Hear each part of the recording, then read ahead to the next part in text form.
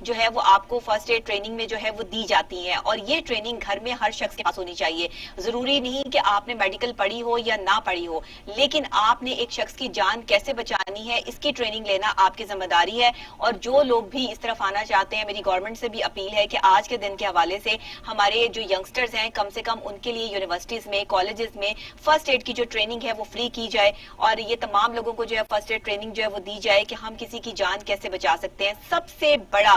اللہ کا سب سے پسندیدہ کام کہ کسی کو جو ہے وہ کسی کی جان آپ کیسے سیو کر سکتے ہیں. اس کا جو ثواب ملتا ہے نا وہ شاید دنیا میں کسی چیز کا ثواب نہیں ہے. اسی لیے ڈاکٹرز کو جو ہے وہ بہت زیادہ پذیرائی ملتی ہے, اور اللہ کی طرف سے بھی اور بندوں کی طرف سے بھی جو ہے وہ ڈاکٹریٹ ایک ایسا شعبہ ہے, ایک ایسا لیول ہے, ایک ایسا اسٹینڈرڈ ہے کہ جس کے نام کے ساتھ جو ہے وہ ڈاکٹر لگتا ہے اس کی عزت آٹومیٹکلی جو ہے وہ بڑھ جاتی ہے. کیونکہ یہ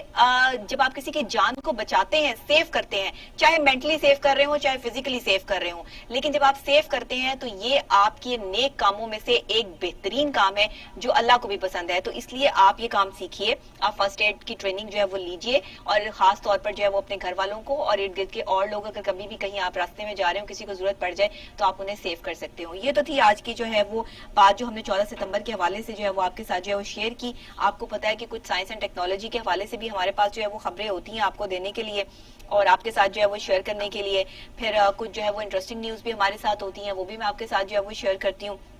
سب سے پہلے تو ہم چلتے ہیں سائنس اینڈ ٹیکنالوجی کی طرف کہ آج سائنس اینڈ ٹیکنالوجی میں جو ہے وہ مزید جو ہے وہ کیا ہو رہا ہے, کیا ریسرچ ہو رہی ہے. تو یہ جناب کچھ عالمی جنگلی حیات کے حوالے سے جو ہے وہ کچھ ریسرچ ہو رہی ہے کہ انہوں نے ریسرچ کی ہے کہ 50 برس میں, پچھلے 50 برسوں میں عالمی جنگلی حیات جو ہے یہ 68% جو ہے وہ کم ہو چکی ہے.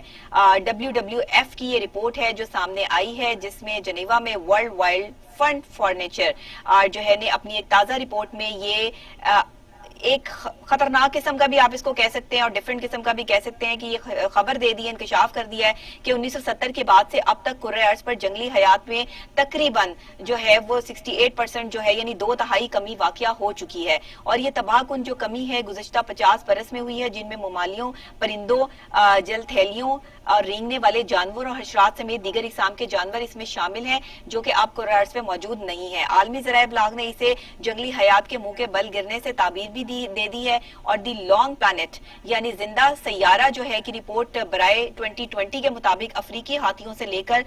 کوسٹاریکا کے لیدر بیک کچھوؤں تک کی تعداد میں ہوش ربا کمی واقع ہوئی ہے. اس کے ذمہ داری انسانوں پر عائد کی گئی ہے کیونکہ آلودگی, موسمیاتی تبدیلی اور بڑھتی ہوئی انسانی آبادی کی وجہ سے ان جانوروں کے مسکن ختم ہو گئے, گھر اجڑ گئے, جس کی وجہ سے جو ہے وہ یہ زندہ نہیں رہ سکے. WWF کے سربراہ مارکو لامبرٹینی نے اس واقعے کو تباہ کن کہتے ہوئے اس جو ہے وہ فطرت کے سرخ اشارے قرار اس کو دے دیا ہے. رپورٹ کے مطابق لاطینی امریکہ اور کریبی علاقوں میں جنگلی حیات میں 94% کمی واقع ہوئی ہے. پھر 1980 کے عشرے سے ہاتھیوں کے بے دریغ شکار سے 1985 سے 2000 تک اس جانور کی تعداد 94% تک کم ہوئی, اور کانگو میں افریقی گوریلوں کی تعداد 67% کم ہو گئی ہے, جو کہ ایک لمحہ فکریہ ہے, جبکہ میٹھے پانی میں رہنے والے مخلوقات کی تعداد 84% تک جناب کم ہو چکی ہے. یہ تمام اس رپورٹ کے حوالے سے میں آپ کو جو ہے وہ اس کے پوائنٹس بتا رہی ہوں کہ کون کون سے ایسے جانور, حشرات, ممالیہ, کون سے اس طرح کے جو ہے وہ جانور ہیں جن کی تعداد میں کمی ہو گئی ہے. رپورٹ یہ بھی بتاتی ہے کہ ریڑھ کی ہڈی والے 4000 جانوروں کی 21000 آبادیوں کا جائزہ لیا گیا. اس ضمن میں 68% جو ہے وہ کمی ان آبادیوں کے حجم میں ہوئی ہے. انفرادی طور پر جانور ختم ہوئے ہیں. صرف 1997 سے 2008 کے دوران جو ہے ROD ڈولفن کی آبادی 44% تک سکڑ چکی ہے, جبکہ گھانا میں بھی ہاتھیوں کی آبادی 60% تک کم دیکھی گئی ہے. لیدر بیک کچھوؤں جو خاص طور پہ لیدر پیک کچھوے جو ہے وہ ان کو کہا جاتا ہے, آبادی میں 84% تک جو ہے وہ کمی واقع ہوئی ہے, اور ان کی کھالوں سے بھی بڑے کام لیے جاتے ہیں. یہ جو جانور کم ہو گئے ہیں, جو 68% کرۂ ارض سے اڑ ہی گئے ہیں, ختم ہو گئے ہیں, کیونکہ انسانی آبادی اتنی زیادہ ہو گئی ہے کہ ان بیچاروں کے رہنے کی جگہ ختم ہو گئی ہے, ان کے گھر جو ہے وہ نہیں بنا سک رہے, وہ چیزیں نہیں بنا سک رہے, ہر جگہ تو انسان نکل آتے ہیں, تو پھر جانور جو ہے وہ کہاں رہیں گے. تو یہ تمام چیزیں جو ہے وہ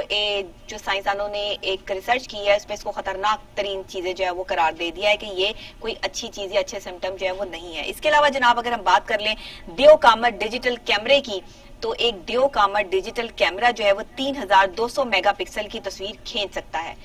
بہت بڑا کیمرہ, ڈیو کامت کا مطلب کہ بہت ہی بڑا. اب امریکی ادارے جو ہے اسپورٹ لینس ایکسلریٹر کمپلیکس میں ماہرین نے ایک بہت بڑا ڈیجیٹل کیمرہ تیار کر لیا ہے جو کہ 3200 میگا پکسل کا جو ہے تصویر کھینچ سکتا ہے. اتنا بڑا جو ہے وہ پکسل کی جو ہے وہ تصویر جو ہے وہ یہ کیمرہ کھینچ سکتا ہے کہ اس میں عام استعمال اس کا نہیں کیا جا سکے گا. Legacy survey of space and time نامی منصوبے کے تحت ایک فلکیاتی رست گاہ میں نصب اس کو کیا جائے گا اور اس رست گاہ کا نام ویرا روبن آبروڑی رکھا گیا ہے اور اس کی تعمیر آج کل میں ہی جو ہے وہ چل رہی ہے. بات صرف بڑی تصویر کی نہیں ہے بلکہ یہ کیمرہ اتنی مدھم چیزوں کو بھی جو ہے وہ ہائی لائٹ کر سکتا ہے کہ جو ہمیں عام آنکھ سے جو ہے وہ نظر نہیں آ سکتی ہیں. قوت بصارت کے مقابلے میں بھی 10 کروڑ گنا مدھم ہوں انہیں بھی جو ہے وہ یہ دیکھ سکتا ہے. اس کیمرے کی مدد سے کائنات کی ایسی تفصیلی تصاویر کھینچی جا سکیں گی جو اس سے پہلے کسی فلکیاتی دوربین سے نہیں کھینچی گئی ہیں. اس کیمرے سے عکس بندی امیجنگ کرنے والا جو حصہ ہے وہ 61 سینٹی میٹر لمبا اور 61 سینٹی میٹر چوڑا ہے. مجموعی طور پر یہ 189 انفرادی امیجنگ سینسرز کو آپس میں جوڑ کر بنایا گیا ہے جس میں سے ایک 16 میگا پکسل جتنی تصویر لے سکتا ہے. یعنی کہ یہ آپ جو دیو کاما ڈیجیٹل کیمرہ دیکھ رہے ہیں یہ عام اس دنیا کے لیے نہیں بلکہ فلکیات میں جو ہے وہ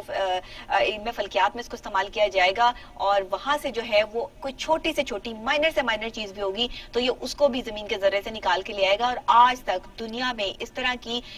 جو ہے وہ تصاویر نہیں لی گئی ہوں گی جو اب دنیا کی ہے. کرۂ ارض کی جو چھوٹی سے چھوٹی چیز ہے اس کو بھی جو ہے وہ ہائی لائٹ اس کیمرے کے تھرو جو ہے وہ کیا جائے گا. کتنے عرصے سے اس کیمرے پہ ریسرچ چل رہی تھی, کتنے جو ہے وہ اس میں پکسلز جو ہے وہ سیٹ کیے گئے اور عام ڈیجیٹل کیمروں کے برعکس جو ہے اسے انتہائی سرد ماحول درکار ہوتا ہے. یہ ٹھنڈے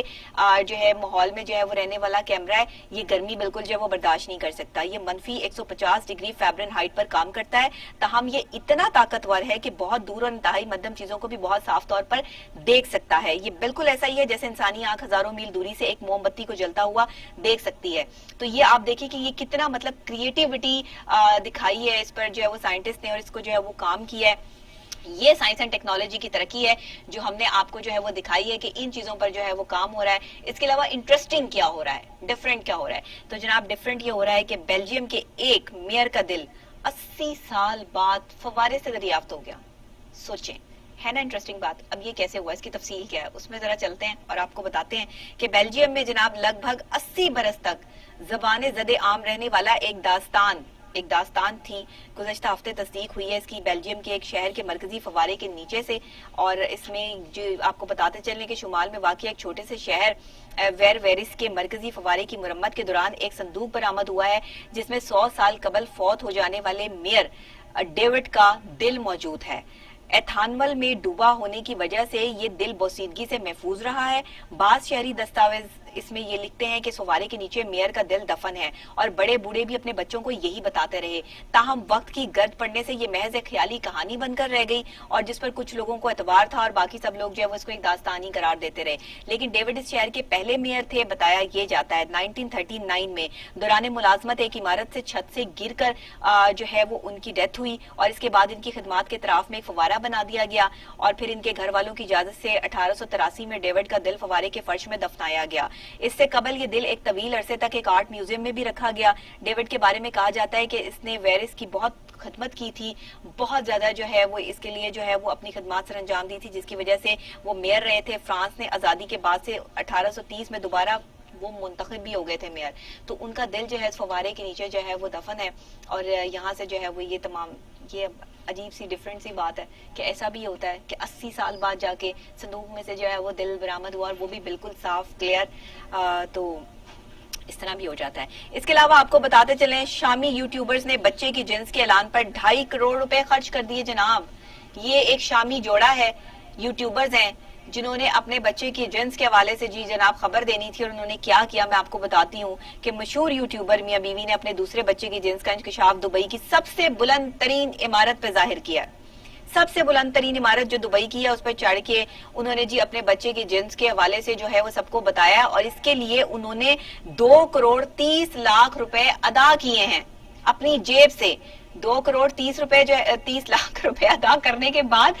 دبئی کی سب سے بڑی عمارت پہ چڑھ کے انہوں نے یہ کام کیا ہے کیونکہ وہ یوٹیوب سے بے تحاشا روپے کما رہے ہیں. اور یوٹیوبر ہونے کے حوالے سے جو ہے وہ بہت سی ان کی لائکنگ، لوگوں کے فالوورز، وہ لوگ ان کے بہت ان کو جو ہے وہ فالو کر رہے ہیں، اور یہ انہوں نے اس لیے کیا کہ کچھ ایک ڈیفرنٹ کام ہو جائے، ایک دنیا میں جو ہے وہ ایک منفرد کام ہو کہ ہم نے اپنے بچے کی جنس کا اعلان جو ہے وہ دنیا کی سب سے بلند ترین عمارت پر جو ہے وہ چڑھ کر کیا۔ تو یہ جی دبئی کی سب سے بلند ترین عمارت برج خلیفہ ہے، جس کے عقبی حصے پر اپنے بچے کی جنس کا اعلان کیا، جس میں پہلے کاؤنٹ ڈاؤن شروع ہوا اور اس کے صفر ہونے پر انگریزی میں لکھا نظر آیا کہ یہ ایک لڑکا ہے، اور اس کی ویڈیو یوٹیوب پر اپلوڈ کی گئی جسے لاکھوں افراد نے دیکھا۔ برج خلیفہ پر کوئی تشہیری مواد دکھانے کے لیے خطیر رقم دینی پڑتی ہے، اور جوڑے نے $95,000 کی رقم ادا کی، یعنی صرف 10 سیکنڈ کے ڈسپلے کے لیے 2,30,00,000 روپے خرچ کیے گئے ہیں۔ اس پر کئی صارفین نے جوڑے کو مبارکباد بھی پیش کی ہے۔ یہ اپنے اپنے شوق ہیں، آپ دیکھیں گے یوٹیوب پر ہٹ ہونے کے لیے، سوشل میڈیا پہ ہٹ ہونے کے لیے لوگ کیا کیا چیزیں کرتے ہیں۔ برج خلیفہ پہ جب آپ کبھی جائیں، مجھے جانے کا اتفاق ہوا، نیو ایئر نائٹ تھی، اور نیو ایئر پر ہم نے جو ہے وہ میں فیملی کے ساتھ جو ہے وہ تھی، اور برج خلیفہ پہ جب جو ہے وہ وہاں پر بڑی سی آتش بازی ہوتی ہے، اور جو ہے وہ نیو ایئر کا جو ڈسپلے آتا ہے وہاں پہ، تو وہ بہت خوبصورت لگتا ہے، اور وہ ڈسپلے اتنا آسان نہیں ہوتا، وہ بڑے پیسے لگتے ہیں اس ڈسپلے پہ، اور اگر آپ اس ڈسپلے پہ اپنا نام لکھوانا چاہتے ہیں، پوری دنیا کو کچھ دکھانا چاہتے ہیں، تو پھر آپ کو اسی طرح کے ایسے ہی جوڑے کے ساتھ جو ہے وہ یوٹیوب پر جو ہے وہ اپنے آپ کو جو ہے وہ ہائی لائٹ کرنے کے لیے جو ہے وہ اتنی زیادہ ساری رقم جو ہے وہ کروڑوں روپے خرچ کر کے وہاں جو ہے وہ ڈسپلے جو ہے وہ دینا پڑے گا۔ تو انہوں نے بھی ایسا ہی کیا۔ تو جناب یہ تو تھے وہ میاں بیوی جنہوں نے اپنے بچے کی جنس کا اعلان جو ہے وہ برج خلیفہ پہ چڑھ کے کر دیا، اتنے پیسے خرچ کر کے، کروڑوں روپے۔ اب آپ کو کچھ ہیلتھ کے حوالے سے بتا دیں، ہیلتھ ٹپس کے حوالے سے جو ہے کہ ہیلتھ جو ہے وہ ظاہری بات ہے، آپ کو پتا ہے کہ میں ڈیلی آپ کو ہیلتھ ٹپس جو ہے وہ دیتی ہوں، ہیلتھ کے حوالے سے بتاتی ہوں، کیونکہ جب تک ایک صحت آپ کے پاس ہے تب تک آپ دنیا کی ہر طاقت سے لڑ سکتے ہیں، ہر دکھ کا، ہر تکلیف کا مقابلہ کر سکتے ہیں اگر آپ صحت مند ہیں، دماغی طور پہ بھی اور فزیکلی طور پہ بھی۔ مینٹلی اور فزیکلی دونوں طریقوں سے سٹرونگ ہونا بہت ضروری ہے، اور مینٹلی طور پہ تو سٹرونگ ہونا اس لیے ضروری ہے کہ جب تک آپ مینٹلی سٹرونگ نہیں ہوں گے تب تک فزیکلی آپ صحیح رہیں گے ہی نہیں۔ تو جناب آپ کو بتاتے چلیں کہ مچھروں سے لاحق تمام امراض کی شناخت کے لیے کاغذی تجربہ گاہ ایک جو ہے وہ موجود ہے، جس پر جو ہے وہ ہیلتھ کے حوالے سے ہمارے پاس یہ نیوز اور ایک جو ہے وہ ریسرچ موجود ہے جو میں آپ کے ساتھ شیئر کروں گی۔ جنوبی کوریا میں کووڈ-19 کے تناظر میں امراض کے فوری اور کم خرچ تشخیص پر تحقیق جو ہے وہ بڑھ گئی ہے۔ اب ایک کم خرچ دستی اور کاغذ پہ کاڑی کی گئی تجربہ گاہ کے ذریعے ملیریا، ڈینگی، چکن گونیا، زیکا امراض کی فوری شناخت کی جا سکتی ہے۔ جیب میں سما جانے والی یہ تشخیص کٹ مچھروں سے لاحق ہونے والے تمام امراض کی شناخت کر سکتی ہے۔ تیز رفتار کٹ کو کوریا کے گوائنگ جوانسٹی ٹویٹ آف جو ہے وہ سائنس اینڈ ٹیکنالوجی کے پروفیسر من گون کیم نے تیار کیا ہے، اور تشخیصی آلے کو مکمل طور پہ خودکار بنایا گیا ہے جو سالماتی سطح پر کسی بھی مرض کی شناخت جو ہے وہ کر سکتا ہے۔ یہی وجہ ہے کہ اسے تجربہ گاہ کا پورا نام لیمیڈا لیب رکھا گیا ہے، اور on paper for all in one molecule جو ڈائگنوسٹکس جو ہیں وہ ایک کٹ ہے جو انہوں نے جو ہے وہ ایجاد کی ہے، اور یہ کاغذ کے ٹکڑے پر مبنی ایک کٹ ہے، مکمل تجربہ گاہ ہے جس پر آپ فوری طور پر جو ہے وہ یہ جان سکتے ہیں کہ ڈینگی ہے، ملیریا ہے، یا کوئی اس طرح کی جو ہے مچھروں سے پیدا ہونے والی کوئی اور بیماری ہے۔ اس آلے کے ذریعے نمونیا کا بھی جو ہے وہ پتہ لگایا جا سکتا ہے۔ تو یہ کٹ اتنی چھوٹی سی ہے کہ کاغذی کٹ ہے، اور اس پر ہی اس کو جو ہے وہ ڈائگنوز کیا جا سکتا ہے۔ یہ شناخت کا کام خود بخود کرتی ہے۔ اس کے لیے پٹی پر 2 جگہوں پر ایک ایک قطرہ خون اور پانی کے قطرے ٹپکانا پڑتے ہیں، اور اس میں جو بھی چیز آتی ہے اسے ایک مقام سے گزر کر جو ہے وہ آپ کو انڈیکیٹ کر دیتا ہے کہ یہ نمونیا ہے، یہ ٹائیفائڈ ہے، یہ جو ہے وہ ڈینگی ہے، یا یہ کیا ہے۔ تو دیکھیے کتنی زبردست ریسرچ ہے کہ مچھر جو پاکستان میں انسانوں کی طرح تعداد پائے جاتے ہیں، اور مچھر اگر آپ کو کاٹ لے تو 10 منٹ 15 منٹ تو آپ کی جو گزرتے ہیں نا وہ ایسے تکلیف دہ ہوتے ہیں کہ بندہ کسی کو بتا بھی نہیں سکتا، اور پاؤں پہ کاٹ جائیں تو آپ کا بار بار ہاتھ جو ہے وہ اپنے پاؤں کی طرف جا رہا ہوتا ہے، آپ میٹنگ میں بیٹھے ہوں، کہیں بیٹھے ہوں، کیونکہ مچھر کہیں سے بھی آ سکتا ہے، کسی بھی جگہ سے نکل سکتا ہے، صوفے کے نیچے سے بھی نکل سکتا ہے، کہیں سے بھی۔ تو اکثر اوقات جو ہے وہ اس طرح کی چیزیں جو ہے وہ آپ کے ساتھ ہو جاتی ہیں جن سے بچنا بڑا مشکل ہوتا ہے۔ تو اس کے لیے سب سے زیادہ ضروری یہ ہوتا ہے کہ مچھروں سے بچاؤ کے جو آپ کے پاس جو ٹیوبس ہوتی ہیں یا لوشنز ہوتے ہیں وہ آپ یوز کریں، لازمی یوز کریں، اور آج کل کے دور میں تو لازمی یوز کریں، جنہوں نے بلیک کپڑے پہن کے جو باہر نکلتے ہیں وہ تو لازمی یوز کریں۔ تو جناب یہ تھا، یہ ریسرچ تھی جو ہم نے آپ کے ساتھ جو ہیلتھ کے حوالے سے جو ہے وہ شیئر کی۔ اس کے علاوہ آپ کو ایک بڑی اہم بات بتانے والی ہوں یہاں پہ، اپنی سائیکالوجی کے حوالے سے بھی اور اپنی تھیراپیز کے حوالے سے بھی، جو میں تھیراپی کرتی ہوں، میں ہیلنگ لائٹ تھیراپیز دیتی ہوں جی، اور میں لوگوں کو جو ہے وہ بیماریوں سے ہیلنگ لائٹ تھیراپی کے ذریعے نکالتی ہوں۔ ہیلنگ لائٹ تھیراپی کیا ہے؟ ہیلنگ لائٹ پروسیس جو ہے اس میں وائٹ لائٹ، گرین لائٹ اور بلو لائٹ یوز ہوتی ہے. یہ تینوں لائٹس جو ہیں وہ بہت امپورٹنٹ کام کرتی ہیں. اس میں کسی بھی ایک کمرے میں جو ہے وہ اس لائٹ کا امپیکٹ جو ہے وہ پیشنٹ کو دیا جاتا ہے, جس کو وہ فیل کرتا ہے, اور وہ ڈیپ بریتھ کے ساتھ جو ہے اس ہیلنگ لائٹ پروسیس کے ساتھ جو ہے وہ کام کرتا ہے. اس کا مائنڈ جو ہے اس ہیلنگ لائٹ پروسیس کو جو ہے وہ آبزرو کرتا ہے. ہم اس میں جو ہے اپنی اسسمنٹس دیتے ہیں, اور پھر یہ جو ہے وہ پروسیس جو ہے وہ کم سے کم ویک میں 3 ٹائمز جو ہے وہ دیا جاتا ہے, یا پیشنٹ ڈیپینڈ کرتا ہے سچویشن پر. اب ایک ریسرچ ہوئی ہے, اور ایریزونا میں آج سے 3 سال پہلے یونیورسٹی آف ایریزونا کے سائنسدانوں نے چوہوں پر ابتدائی مطالعات سے یہ دریافت کیا تھا کہ سبز روشنی میں بیٹھنے والے جو لوگ ہیں, جو چوہے ہیں, ان کے آدھے سر کا درد جو ہے مائیگرین یا درد شقیقہ کی شدت میں کمی واقع ہوئی ہے. اب انہی سائنسدانوں نے یہی تجربات انسانوں پر دہرائے ہیں, اور اس سے یہ ثابت ہوا ہے کہ گرین لائٹ میں رہنے والے جو لوگ ہیں ان کے سر میں درد کم ہوتا ہے. جی ہاں, اکثر میں اپنے پیشنٹس کو مشورہ دیتی ہوں کہ اپنے کمرے میں بلیو, گرین یا یلو, یہ 3 لائٹس جو ہیں وہ اس کا استعمال جو ہے وہ کریں. وائٹ لائٹ کا استعمال نہ کریں. وائٹ لائٹ کا استعمال آپ کے سر میں اور آپ کی آنکھوں میں سیدھا ڈائریکٹ افیکٹ کرتا ہے, اور یہ آپ کے سر کے درد کا باعث بھی بنتا ہے, ایریٹیشن اور ڈپریشن کا باعث بھی بنتا ہے, اور ایک لونلی سی فیل بھی آپ کے اندر جو ہے وہ ڈیولپ کر دیتا ہے. اس وجہ سے ہم ہمیشہ مشورہ دیتے ہیں اپنے پیشنٹس کو کہ آپ گرین لائٹ میں یا بلو لائٹ میں یا وائٹ لائٹ کو چھوڑ کے یلو لائٹ میں جو ہے وہ آپ سروائیو کریں. اور اب یہ جو مائیگرین کے پیشنٹس کے لیے پراپر ایک ریسرچ ہوئی ہے جس میں یہ ثابت کیا گیا ہے کہ جن کے سر میں بہت زیادہ درد رہتا ہے وہ گرین لائٹ میں رہا کریں. گرین لائٹ کا یہ جو تجربہ ہے یہ بہت بہترین ثابت ہوا ہے, اور انہیں روزانہ 2 گھنٹے تک سفید روشنی میں بٹھایا گیا. اس کے بعد 2 ہفتے کا وقفہ دیا گیا. پھر اصل تجربات جو ہے وہ شروع کیے گئے, جن میں انہیں روزانہ 1 سے 2 گھنٹے سبز روشنی میں بٹھایا گیا. اب جب انہیں سبز روشنی میں بٹھایا گیا تو سفید اور سبز LEDs استعمال کی گئی. تمام رضاکاروں سے سوال نامے بھی پر کروائے جاتے رہے تاکہ ان میں درد شقیقہ سے وابستہ کیفیات کا پتہ بھی چلتا رہے. اور بعض جو لوگ تھے ان کی اجازت بھی لی گئی کہ وہ اپنے ڈاکٹروں کے مشورے پہ معمول کا علاج بھی جاری رکھیں. اگر وہ کوئی نئی دوا یا نیا طریقہ تجویز کریں تو وہ بھی استعمال کرتے رہیں. مطالعے کے اختتام پر جب ان تمام معلومات اور اعداد و شمار کا تجزیہ کیا گیا تو جناب پتہ چلا کہ ان مریضوں میں مائیگرین کے باعث درد شقیقہ جس کو کہا جاتا ہے نا, وہ بہت زیادہ واقعات تھے, اور 60% تک اس میں کمی واقع ہو گئی. تو اگر آپ کے سر میں بھی درد رہتا ہے تو آپ گرین لائٹ میں رہا کریں, گرین لائٹ یوز کریں. 1 سے 2 گھنٹے ڈیلی جو ہے وہ گرین لائٹ کو جو ہے وہ ہیل پروسیس جو ہے وہ آپ لیں, لیکن یہ آپ کو کوئی سائیکالوجسٹ یا سائیکیٹرسٹ ہی دے سکتا ہے, یا آپ خود جو ہے وہ ایسا ہیل پروسیس نہیں لے سکتے. ہاں, آپ اپنے کمرے میں جو ہے وہ گرین لائٹ کا استعمال جو ہے وہ کر سکتے ہیں. یہ آپ جو ہے وہ اس کو ساتھ ساتھ جو ہے وہ چل سکتے ہیں.